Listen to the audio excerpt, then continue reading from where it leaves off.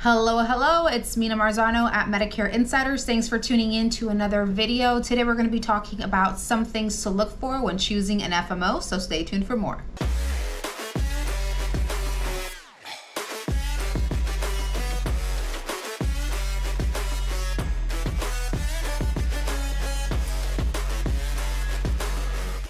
So whether you are a new agent or you are maybe an agent that's been in the business for a while, but you haven't gotten the most out of your FMO relationships, I have a couple of things that you want to look into before making that decision, or maybe making a decision to change your FMO, some things that are going to be important for you to take into consideration. So FMOs are field marketing organizations and really are tasked with helping agents build their book of business, build up their business from the ground up or wherever you're at, continue to invest into your business. So there are definitely a couple of things that should be in place to make the most out of that relationship.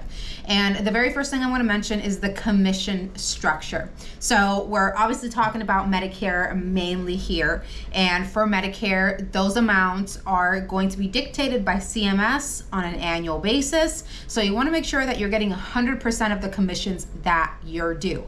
Some agencies and FMOs do have different models, which is not to say that those models might not work for you in the position where you're currently at and what you currently need.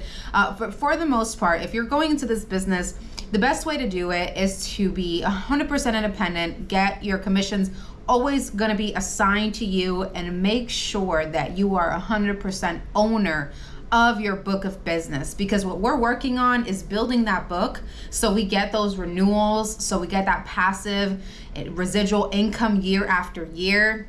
If you go with an FMO whose model is that they own your book of business, if you ever decide to leave, all of that is not coming with you. So you want to make sure that those are some things that are outlined in detail before you make that decision. No captive contracts. You're getting 100% of your commissions that are due to you, and there aren't any assignment of commissions that would impede you from continuing to be the owner of that book of business moving forward. The second thing is going to be marketing support. So this is probably one of the most important factors and one of the most important parts of your relationship with your FMO.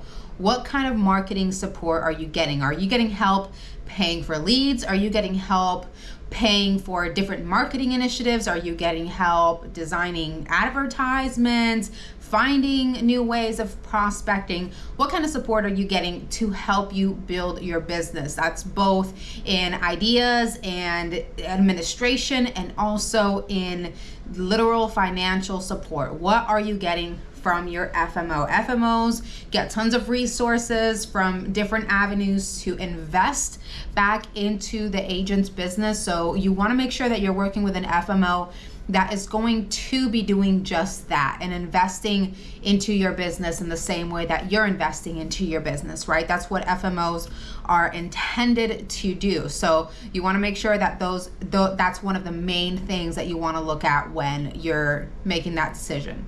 The third one is back office support.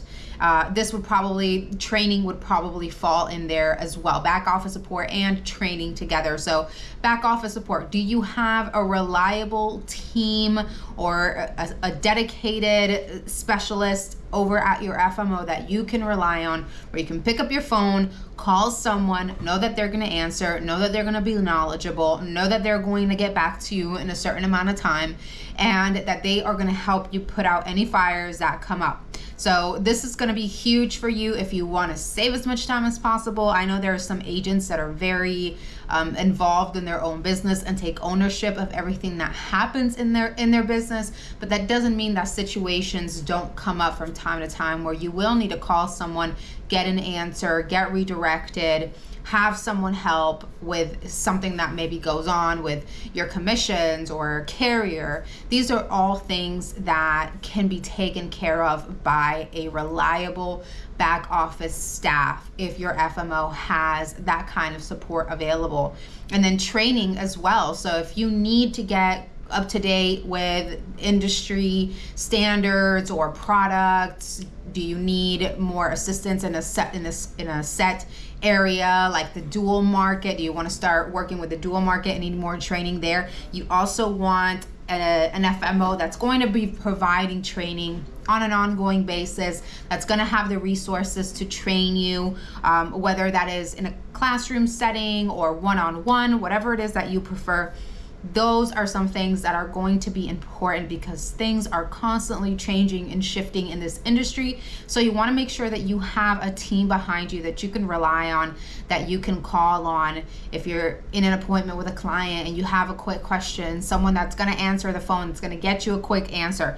That is going to be huge for you, especially for you agents who are just starting out. That can be the make or break between your business being successful and you feeling disheartened by all of the different things that come up. A strong back office staff can really make the difference in clearing out some of your time from those administrative tasks for you to go out and do your job as a salesperson.